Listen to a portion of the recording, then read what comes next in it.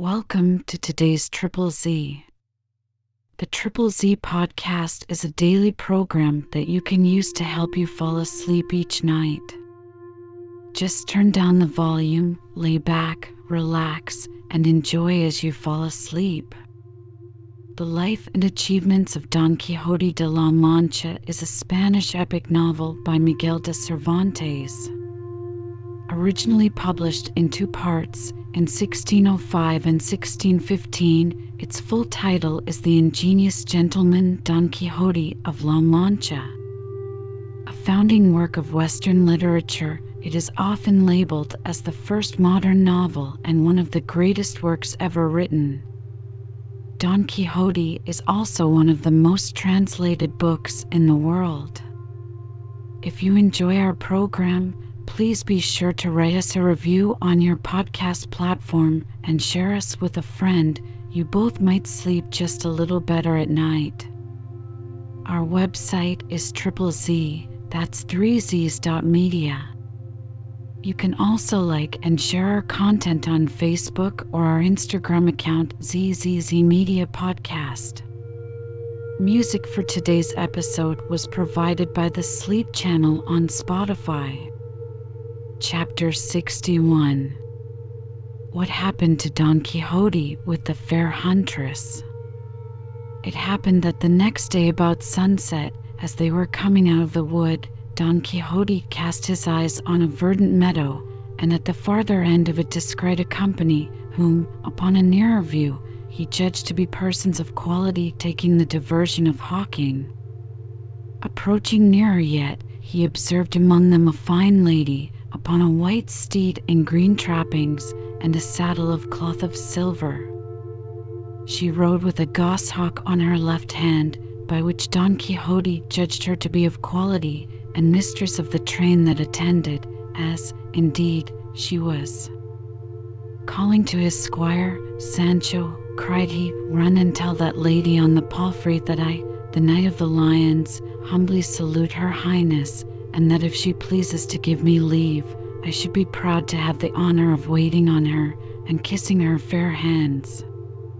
But take special care, Sancho, how thou deliverest thy message, and be sure not to lard my compliments with any of thy proverbs."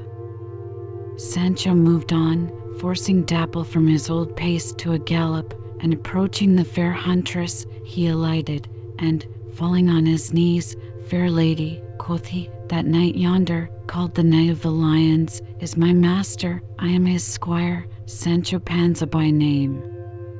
This same Knight of the Lions, who but the other day was called the Knight of the Sorrowful Figure, has sent me to tell you, that so please your worship's grace to give him leave, with your good liking, to do as he has a mind, which, as he says, and as I believe, is only to serve your high-flown beauty, and be your eternal vassal. You may chance to do a thing that would be for your own good, and he would take it for a huge kindness at your hands." "Indeed, honest squire," said the lady, "you have acquitted yourself of your charge with all the grace which such an embassy requires. Rise, I pray, for it is by no means fit that the squire to so great a knight, to whose name and merit we are no strangers, should remain on his knees. Rise, and desire your master by all means to honor us with his company, that my Lord Duke and I may pay him our respects at a mansion we have hard by." Sancho, overjoyed with this gracious answer, returned to his master, to whom he repeated all that the great lady had said to him, praising to the skies, in his clownish phrase, her great beauty and courteous nature. Don Quixote, pleased with this good beginning, seated himself handsomely in the saddle, fixed his toes in his stirrups, set the beaver of his helmet as he thought best became his face, roused up Rocinante's medal, and with a graceful assurance moved forwards to kiss the Duchess's hand. As soon as Sancho went from her, she sent for the Duke, her husband, and gave him an account of Don Quixote's embassy.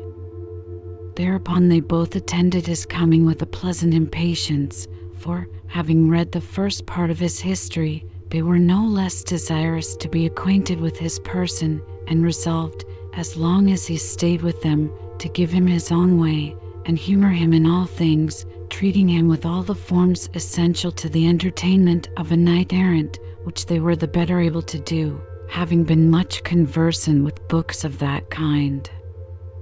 And now Don Quixote drew nigh with his visor up, and Sancho, seeing him offer to alight, made all the haste he could to be ready to hold his stirrup. But as ill luck would have it, as he was throwing his leg over his pack saddle to get off, he entangled his foot so strangely in the rope that served him instead of a stirrup that, not being able to get it out, he hung by the heel with his nose to the ground. On the other side, Don Quixote, who was used to have his stirrup held when he dismounted, thinking Sancho had hold of it already, lifted up his right leg over the saddle to alight, but as it happened to be ill-girt, down it came with him to the ground, while he, confounded with shame, bestowed many a severe reproach on his poor squire, who was all the while held fast with his foot in the stocks. The Duke, seeing them in that condition, ordered some of his people to help them, and they raised Don Quixote, who was in no very good case with his fall.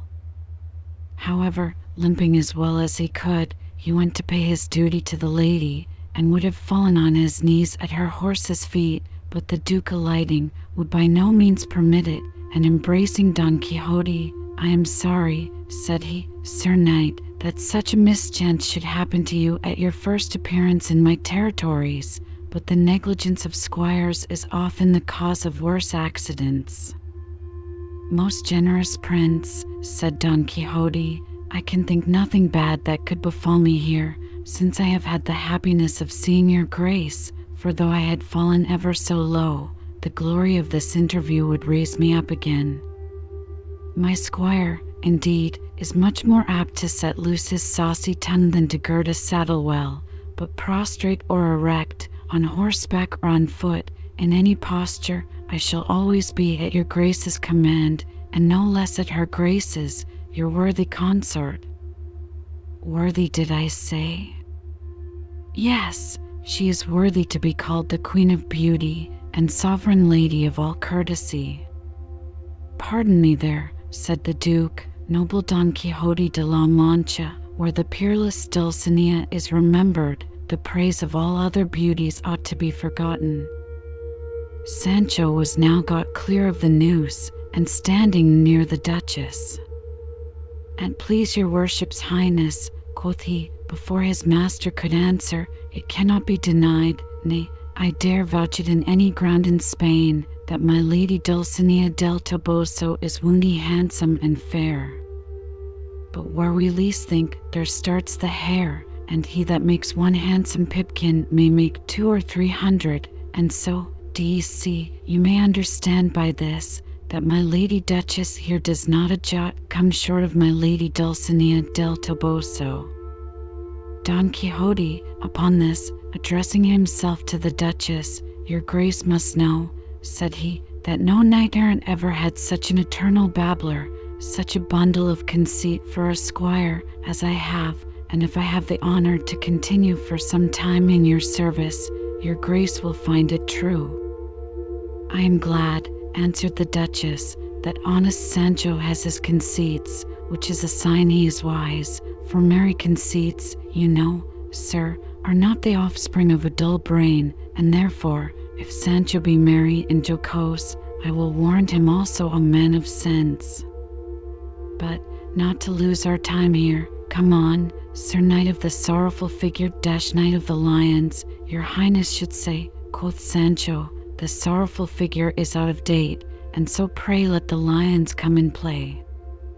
"Well, then," said the Duke, "I entreat the Knight of the Lions to vouchsafe us his presence at a castle I have hard by, where he shall find such entertainment as is justly due to so eminent a personage, such honours as the Duchess and myself are wont to pay to knights-errant that travel this way." Sancho, having by this time got Rocinante ready, and girded the saddle tight, Don Quixote mounted his steed, and the Duke a stately horse of his own, and the Duchess riding between them both, they moved towards the castle. She desired that Sancho might always attend near her, for she was extremely taken with his notable sayings. Sancho was not hard to be entreated, but crowded in between them and made a fourth in their conversation, to the great satisfaction both of the Duke and Duchess, who esteemed themselves very fortunate in having an opportunity to entertain at their castle such a knight-errant and such an erring squire. Chapter 62, which treats of many and great matters. Sancho was overjoyed to find himself so much in the Duchess's favor, flattering himself that he should fare no worse at her castle than he had done at Don Diego's and Basil's houses, for he was ever a cordial friend to a plentiful way of living, and therefore never failed to take such opportunities by the forelock wherever he met them. Now before they got to the castle, the Duke rode away from them to instruct his servants how to behave themselves toward Don Quixote, so that no sooner did the knight come near the gates than he was met by two of the Duke's lackeys in long vests of fine crimson satin, who, suddenly taking him in their arms, lifted him from his horse without any further ceremony. And now, being entered into a large courtyard, there came two damsels, who threw a long mantle of fine scarlet over Don Quixote's shoulders. In an instant, all the galleries about the courtyard were crowded with men and women, the domestics of the Duke, who cried out, "Welcome, the flower and cream of knight-errantry." Then they sprinkled bottles of scented water upon Don Quixote, the Duke, and the Duchess, all which agreeably surprised the Don, and persuaded him his knight-errantry was indeed more than mere fancy, for he found himself treated just as he had read that the brothers of the order were entertained in former ages. They were now led up a stately staircase, and then into a noble hall, sumptuously hung with rich gold brocade. Here his armor was taken off by 6 young damsels that served him instead of pages, all of them fully instructed by the Duke and Duchess how to behave themselves towards Don Quixote, so that he might look on his entertainment as conformable to those which the famous knights-errant received of old. Don Quixote then retired and dressed himself, put on his belt and sword, threw his scarlet cloak over his shoulders, and clapped on a cap of green velvet which had been left him by the damsels. Thus accoutred, he was led with great pomp, some of the attendants walking before and some behind, into the supper apartment, where a table was magnificently set out for 4 people. As soon as he approached, the Duke and the Duchess came as far as the door to receive him, and with them a grave ecclesiastic, one of those that live in and govern great men's houses. After 1,000 courtly compliments on all sides, Don Quixote at last approached the table between the Duke and the Duchess, and here arose a contest, for the knight, being offered the upper end of the table, thought himself obliged to decline it. However, he could not withstand the Duke's pressing importunities, but was forced at last to comply. The parson sat right against him, and the Duke and the Duchess on each side. Sancho stood by all the while, gaping with wonder to see the honor done his master, and observing how many ceremonies passed, and what entreaties the Duke used to prevail with him to sit at the upper end of the table. "With your worship's good leave," quoth he, "I will tell you what happened once in our town, in reference to this stir and ado that you have had now about places." The words were scarce out of his mouth, when Don Quixote began to tremble, as having reason to believe he was about to say some impertinent thing or other. Sancho had his eyes upon him, and, presently understanding his motions, "Sir," quoth he, "don't fear, I won't be unmannerly, I warrant you. I will speak nothing but what shall be to the purpose. I have so soon forgot the lesson you gave me about talking sense or nonsense, little or much." "I don't know what thou meanest," said Don Quixote. "Say what thou wilt, so thou do it quickly." "Well," quoth Sancho, turning to the Duke, "what I am going to tell you is every tittle true." Should I trip never so little in my story, my master is here to take me up and give me the lie. Prithee, said Don Quixote, trip as much as thou wilt for me, I won't be thy hindrance, but take heed, however, what thou sayest. Nay, nay, quoth Sancho, let me alone for that. I have heeded it and reheated it over and over, and that you shall see, I warrant you. Truly, my lord, said Don Quixote, it were convenient that your grace should order this fellow to be turned out of the room, for he will plague you with 1,000 impertinences. Oh! As for that, you must excuse us, said the Duchess. Sancho must not stir a step. I'll engage for him. He shall say nothing but what is proper. Many and many proper years, quoth Sancho. May your grace live, Madam Duchess, for your good opinion of me, though it is more your goodness than my desert. Now then for my tale. Once on a time a gentleman of a good estate and family, for he was of the blood of the Alamos of Medina del Campo, and married one Donna Mencia de Quiñones, who was the daughter of Don Alonso de Marañon, a knight of the order of Saint Iago, the very same that was drowned in the Herradura, about whom that quarrel happened formerly in our town, in which I heard say that my master Don Quixote was embroiled, and little Tom, the madcap, who was the son of old Balvastro the farrier, happened to be. Sorely hurt. Is not all this true now, master? Speak the truth, that their worship's graces may know that I am neither a prater nor a liar. Thus far, said the clergyman, I think thou art the first rather than the latter. I can't tell what I shall make of thee by and by. Thou producest so many witnesses, Sancho, said Don Quixote, and mentionest so many circumstances, that I must needs own I believe what thou sayest to be true. But go on, and shorten thy story, for as thou beginnest, I'm afraid thou wilt not have done these 2 days. Pray, don't let him shorten it, said the Duchess. Let him go on his own way, though he were not to make an end of it these 6 days. I shall hear him with pleasure, and think the time pleasantly employed.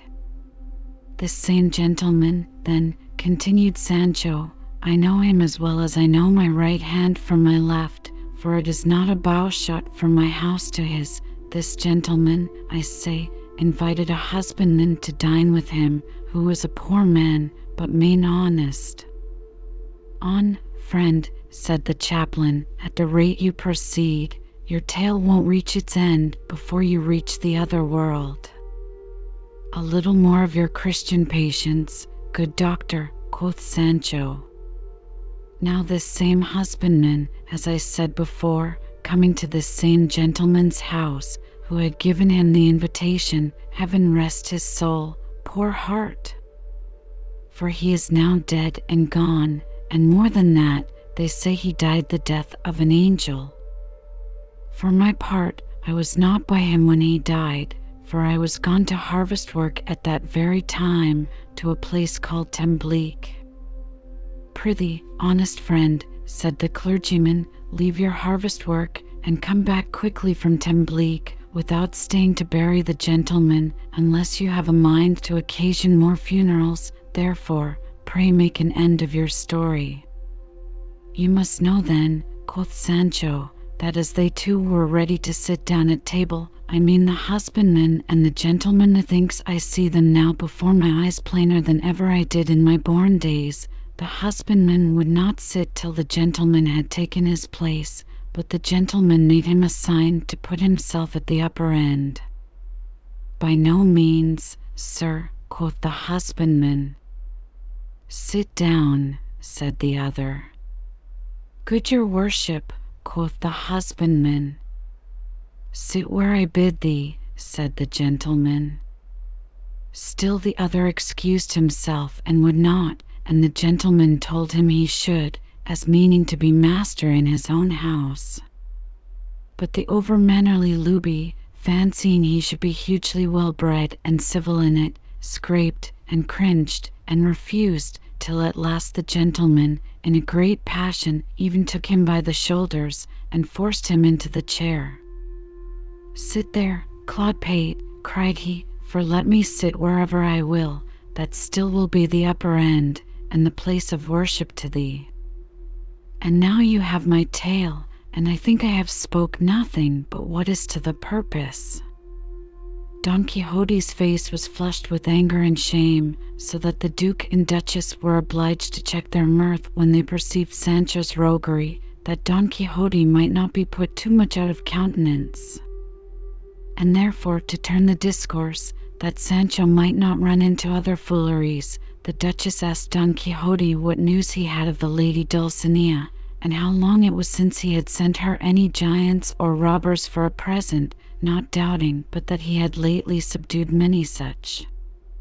"Alas, madam," answered he, "my misfortunes have had a beginning, but I fear will never have an end. I have vanquished giants, elves, and cutthroats, and sent them to the mistress of my soul, but where shall they find her? She is enchanted, madam, and transformed to the ugliest piece of rusticity that can be imagined."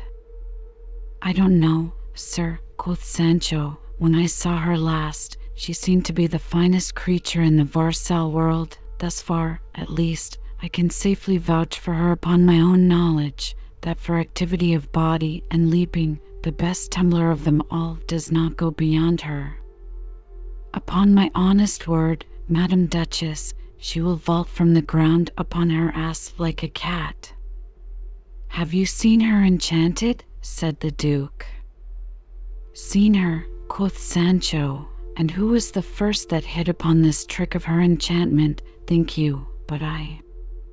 She is as much enchanted as my father." The churchmen, hearing them talk of giants, elves, and enchantments, began to suspect this was Don Quixote de la Mancha, whose history the Duke so often used to read, though he had several times reprehended him for it, telling him it was a folly to read such follies. Being confirmed in his suspicion, he addressed himself very angrily to the Duke. "My lord," said he, "your grace will have a large account to give one day for encouraging this poor man's follies.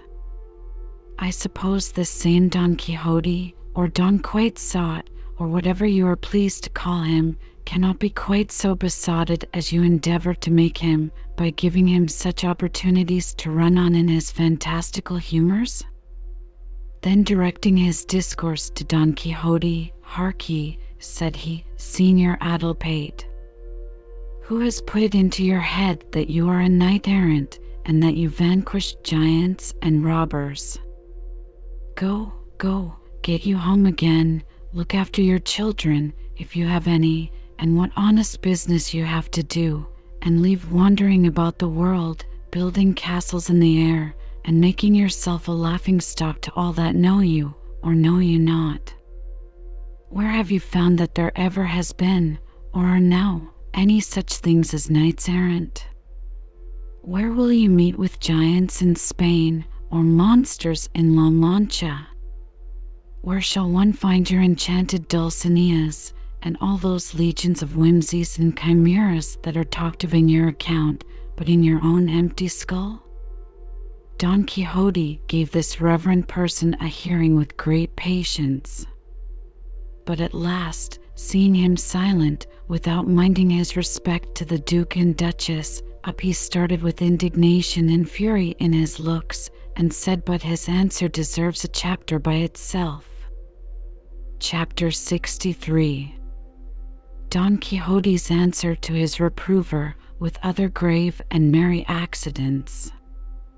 Don Quixote, having thus suddenly got up, with his whole frame agitated with indignation, cast an angry look on his indiscreet censor, and thus spake: "This place, the presence of these noble persons, and the respect I have always had for your function, check my just resentment, and tie up my hands from taking the satisfaction of a gentleman.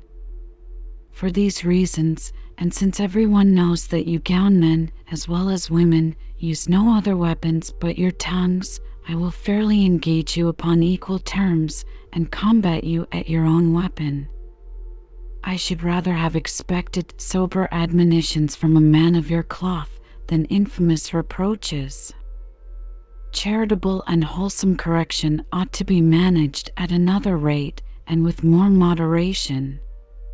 The least that can be said of this reproof, which you have given me here so bitterly and in public, is that it has exceeded the bounds of Christian correction, and a gentle one had been much more becoming. Is it fit that without any insight into the offence which you reprove, you should, without any more ado, call the offender fool, sot, and addlepate? Pray, sir, what foolish action have you seen me do, that should provoke you to give me such a language, and bid me so magisterially go home to look after my wife and children, before you know whether I have any? Don't you think those deserve a severer censure who screw themselves into other men's houses, and pretend to rule the master? A fine world it is truly, when a poor pedant, who has seen no more of it than lies within 20 or 30 leagues about him, shall take upon him to prescribe laws to knight-errantry, and judge of those who profess it. You, forsooth, esteem it an idle undertaking, and time lost, to wander through the world, though scorning its pleasures and sharing the hardships and toils of it, by which the virtuous aspire to the high seat of immortality. If persons of honour, knights, lords, gentlemen, or men of any birth, should take me for a fool or a coxcomb, I should think it an irreparable affront. But for mere scholars that never trode the path of chivalry, to think me mad, I despise and laugh at it. I am a knight, and a knight will I die, if so it please Omnipotence. Some choose the high road of haughty ambition, others the low ways of base servile flattery, a third sort take the crooked path of deceitful hypocrisy, and a few, very few, that of true religion. I, for my own part, follow the narrow track of knight-errantry, and for the exercise of it I despise riches, but not honour. I have redressed grievances, and righted the injured, chastised the insolent, vanquished giants, and trod elves and hobgoblins under my feet. I am in love, but no more than the profession of knight-errantry obliges me to be. My intentions are all directed to virtuous ends, and to do no man wrong, but good to all the world. And now let your graces judge, most excellent Duke and Duchess, whether a person who makes it his only study to practice all this deserves to be upbraided for a fool. Well said, truly, quoth Sancho. Say no more for yourself, my good lord and master. Stop when you are well, for there is not the least matter to be added more on your side. Besides, since Mr. Parson has had the face to say, point blank, as one may say, that there neither are, nor ever were, any knights-errant in the world, no marvel he does not know what he says. What, said the clergyman, I warrant you are that Sancho Panza to whom they say your master has promised an island. Ay, marry am I, answered Sancho, and I am he that deserves it as well as another body, and I am one of those of whom they say, keep with good men and thou shalt be one of them, and of those of whom it is said again, not with whom thou wert bred, but with whom thou hast fed, as also, lean against a good tree, and it will shelter thee. I have leaned and stuck close to my good master, and kept him company this many a month, and now he and I are all one, and I must be as he is, and so he live, and I live. He will not want kingdoms to rule, nor shall I want islands to govern. That thou shalt not, honest Sancho, said the Duke, for I, on the great Don Quixote's account, will now give thee the government of an odd one of my own of no small consequence.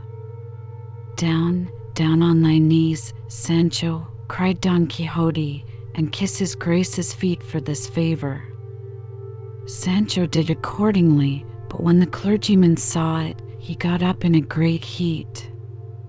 By the habit which I wear, cried he, I can scarce forbear telling your grace that you are as mad as these sinful wretches. Well may they be mad, when such wise men as you humour and authorize their frenzy. You may keep them here, and stay with them yourself, if your grace pleases, but for my part I will leave you and go home, to save myself the labour of reprehending what I can't mend." With that, leaving the rest of his dinner behind him, away he flung, the Duke and the Duchess not being able to pacify him, though, indeed, the Duke could not say much to him for laughing at his impertinent passion. When he had done laughing, "Sir Knight of the Lions," said he, "you have answered so well, that you need no farther satisfaction of the angry clergyman, especially if you consider that whatever he might say, it was not in his power to fix an affront on a person of your character, since women and churchmen cannot give an affront." "Very true, my lord," said Don Quixote, "and I ought not to have any resentment for what that good man said, neither, indeed, have I any. I only wish he would have stayed a little longer, that I might have convinced him of his error in believing there were never any knights errant in the world. Had Amadis, or any one of his innumerable race, but heard him say anything like this, I can assure his reverence it would have gone hard with him." "I will answer for it, it would," quoth Sancho. "They would have undone him as you would undo an oyster, and have cleft him from head to foot as one would slice a pomegranate or a ripe muskmelon. They were a parcel of tough blades, and would not have swallowed such a pill.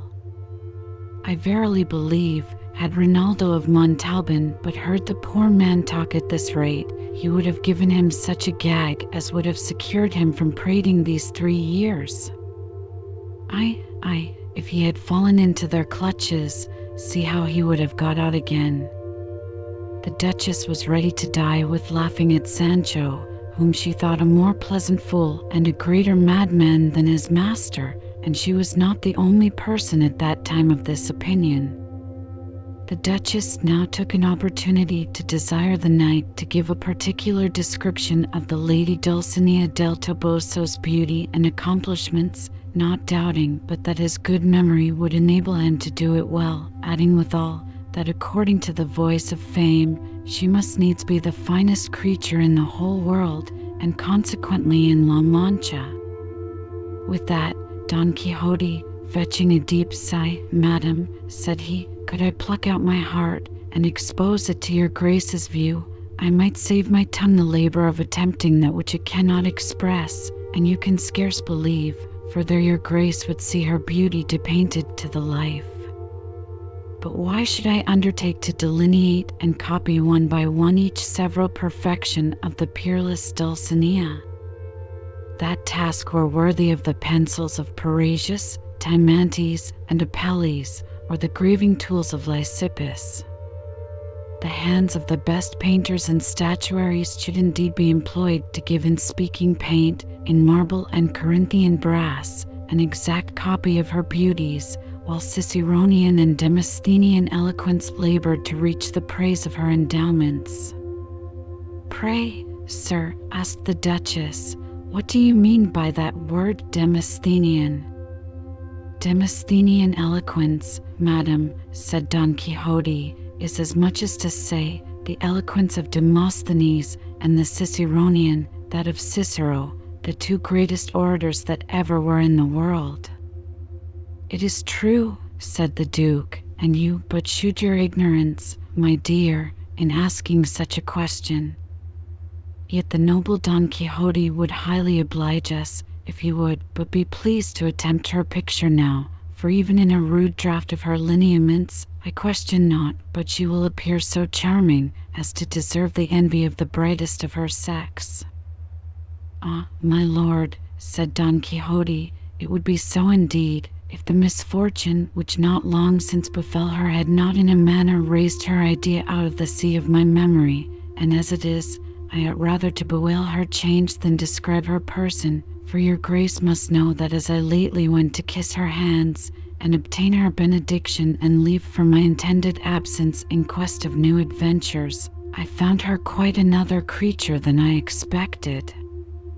I found her enchanted, transformed from a princess to a country wench, from beauty to ugliness, from courtliness to rusticity, from a reserved lady to a jumping Joan, in short, from Dulcinea del Toboso to a peasantess of Sayago.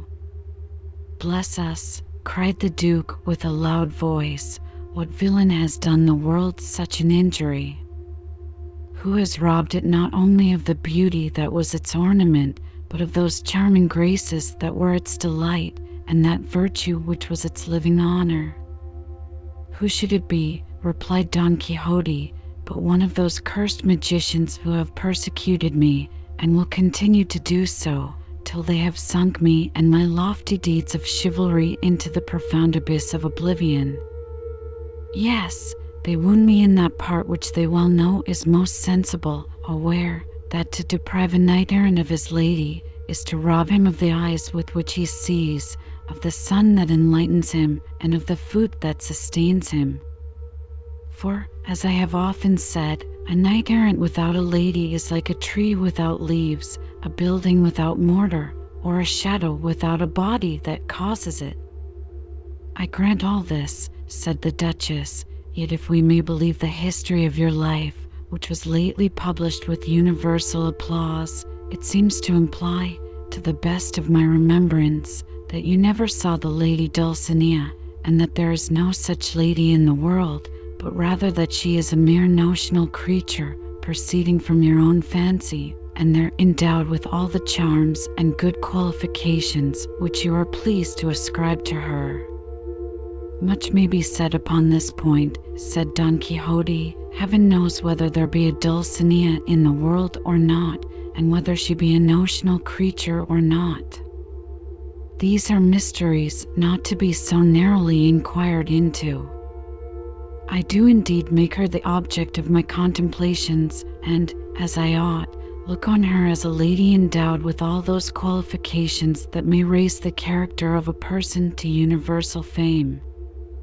She is to me beautiful without blemish, reserved without pride, amorous with modesty, agreeable for her courteous temper, and courteous as an effect of her generous education, and, in short, of an illustrious parentage.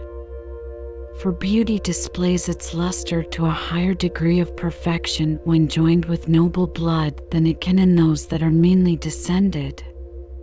"The observation is just," said the Duke, "but give me leave, sir, to propose to you a doubt which the reading of that history hath started in my mind. It is, that, allowing there be a Dulcinea at Toboso, or elsewhere, and as beautiful as you describe her, yet I do not find she can any way equal in greatness of birth the Orianas, the Elastrigerias, the Madasimas, and 1,000 others, of whom we read in those histories with which you have been so conversant." "To this," said Don Quixote, "I answer, that Dulcinea is the daughter of her own actions, and that virtue ennobles the blood. A virtuous man of mean condition is more to be esteemed than a vicious person of quality.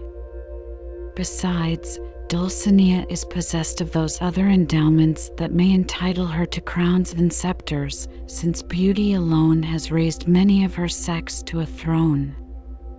I must own, sir," said the Duchess, "that in all your discourse you, as we say, proceed with the plummet of reason, and fathom all the depths of controversy. Therefore I submit, and from this time I am resolved to believe, and will make all my domestics, nay, my husband too, if there be occasion, believe and maintain that there is a Dulcinea del Toboso extant and living at this day, that she is beautiful and of good extraction, and to sum up all in a word, altogether deserving the services of so great a knight as the noble Don Quixote, which I think is the highest commendation I can bestow on her. But yet I must confess there is still one scruple that makes me uneasy, and causes me to have an ill opinion of Sancho. It is that the history tells us that when Sancho Panza carried your letter to the Lady Dulcinea, he found her winnowing a sack of corn, by the same token that it was the worst sort of wheat, which makes me much doubt her quality. Your Grace must know, answered Don Quixote, that almost everything that relates to me is managed quite contrary to what the affairs of other knights errant used to be.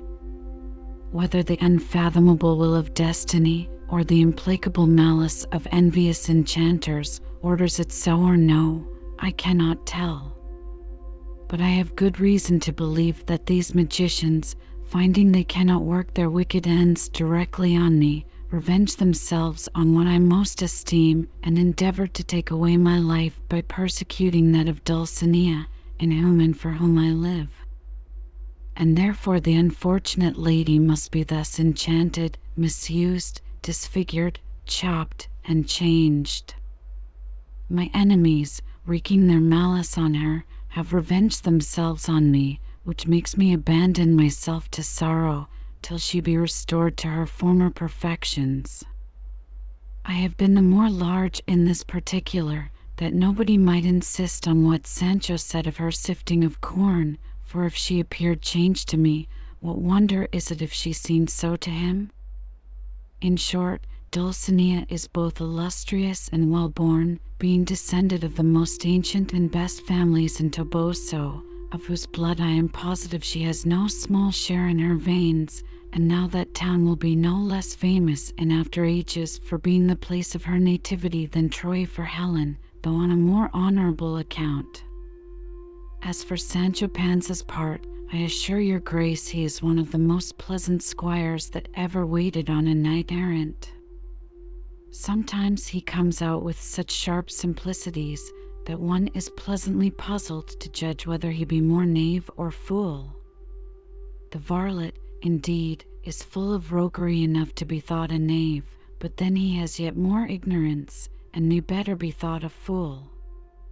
He doubts of everything, yet believes everything, and when one would think he had entangled himself in a piece of downright folly beyond recovery, he brings himself off of a sudden so cleverly that he is applauded to the skies. In short, I would not change him for the best squire that wears a head, though I might have a city to boot, and therefore I do not know whether I had best let him go to the government which your Grace has been pleased to promise him. Though I must confess his talents seem to lie pretty much that way, for, give never so little a whet to his understanding, he will manage his government as well as the king does his customs. Then experience convinces us that neither learning nor any other abilities are very material to a governor. Have we not 100 of them that can scarce read a letter, and yet they govern as sharp as so many hawks? Their main business is only to mean well, and to be resolved to do their best, for they cannot want able counselors to instruct them. Thus those governors who are men of the sword, and no scholars, have their assessors on the bench to direct them. My counsel to Sancho shall be, that he neither take bribes nor lose his privileges, with some other little instructions which I have in my head for him, and which at a proper time I will communicate, both for his private advantage and the public good of the island he is to govern. Here the conversation ceased, and Don Quixote went to take his afternoon's sleep, but the Duchess desired Sancho, if he were not very sleepy, to pass the afternoon with her and her women in a cool room.